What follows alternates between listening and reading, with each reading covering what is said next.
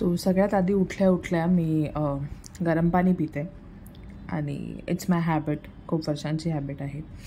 That I have continued. त्याच्यानंतर मी ब्रेकफास्टसाठी बेसन चिला बनवत होती. बेसन चिलाची रेसिपी खूप इझी आहे. बेसन घ्यायचं, लाल मिरची पावडर, हळद, गरम मसाला जे पण आपल्याला आवडतं, जिरं आणि मीठ थोडंसं घालायचं आणि छानपैकी त्याला विस्क करून घ्यायचं आणि मग त्याला थोडा टाईम रेस्ट करायला ठेवायचा, जोपर्यंत आपलं जेणेकरून आपलं जे बेसन आहे ते थोडं काय रेस्ट झालं पाहिजे. त्याच्यानंतर हे मी जे पिते आहे दॅट इज मॅजिक वॉटर. त्याची रेसिपी मी लवकरच चॅनलवरती आणेल. आणि आपल्या सगळ्यांचा जीव की प्राण मुंबईकरांचा चहा. बेसन आपलं छानपैकी विस्क झालेलं आहे आणि थोडं रेस्ट पण झालेलं आहे. रेस्ट झाल्याच्या नंतर मी थोड्या व्हेजिटेबल्स आहेत त्या कट करून घेतलेल्या. तुमच्या आवडीच्या ज्या पण व्हेजिटेबल तुम्हाला आवडतात ते घ्या. शिमला मिरची, कांदा, टमाटा. मी आत्ता फक्त कांदा, टमाटर आणि थोडासा कोथिंबीर घेतलेला आहे, तेवढंच. आणि आपण याच्यामध्ये चीज पण घालू शकतो. थोडं एकदा आपण जेव्हा स्प्रेड करतो, स्प्रेड करून झाल्यावरती थोडं चीज घालायचं. व्हेजिटेबल्स छानपैकी कट झाल्याच्या नंतर आपल्याला तव्यावरती थोडं ऑइल स्प्रेड करायचं आहे. तुम्ही you can also use butter. तुम्हाला बटर आवडतं तुम्ही बटर यूज करा. आणि त्याच्यानंतर पळीने जेवढं आपल्याला पाहिजे आहे पातळ लेअर करा. You don't have to be thick. पातळ लेअर स्प्रेड करायची आहे आणि मग त्याला थोडं टाईम मंद आचेवरती त्याला होऊ द्या. तुम्ही जास्त फास्ट गॅस केला तर ते खालून करपणार. त्याला मंद आचेवर कुक होऊ द्या. आणि मी जसं सांगितलेलं आहे की आपण चीज पण टाकू शकतो. तर या पॉईंटवरती तुम्हाला चीज टाकायचं आहे का थोडंसं शिजलं एका साईडने, त्याच्यानंतर तुम्ही छान चीज सगळं स्प्रेड करा. आणि मग डोसा कसा आपण हे करतो तसं त्याला दुसऱ्या साईडने पण करून घ्या छानपैकी. आणि मग त्याला चटणीबरोबर सर्व करा. And our chilla is ready.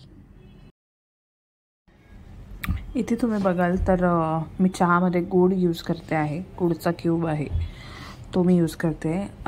Sugar असं नाही आहे का मी यूजच नाही करत. आय यूज समटाईम्स बट मी गूळ यूज करायला स्टार्ट केलेला आहे. त्याच्यानंतर हा तुम्ही छानपैकी ब्रेकफास्ट बघू शकतात.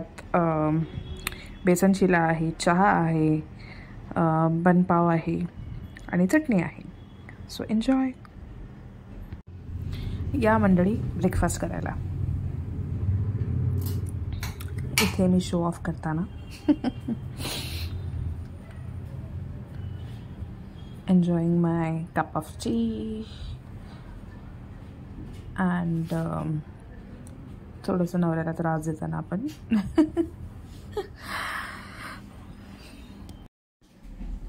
यानंतर दुपारच्या जेवणामध्ये कढी भात होता तो केला, फटाफट निघाले. त्यानंतर इव्हनिंगमध्ये मी चहा घेतला. त्यानंतर संध्याकाळी मी फ्रूट्स खाल्ले आणि घरी निघाले.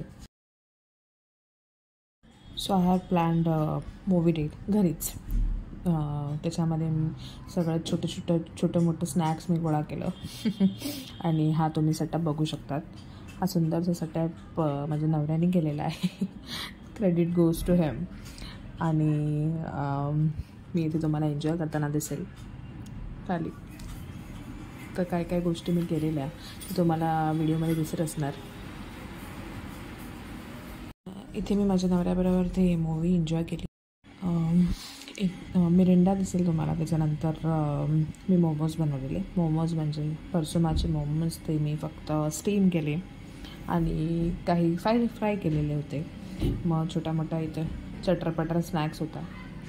तो खाता खाता आम्ही दुनियादारी मूवी छानपैकी एन्जॉय केली आणि it was a sweet time together.